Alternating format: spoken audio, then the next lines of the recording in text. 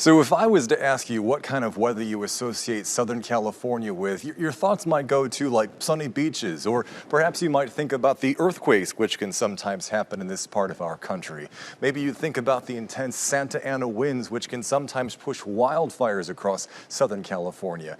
Whatever it may be, something you might not associate Southern California with would be blizzard conditions. But that may have to start to change, because for the first time in a long time, the National Weather Service has had to issue a blizzard warning in parts of Southern California just outside of the city of Los Angeles.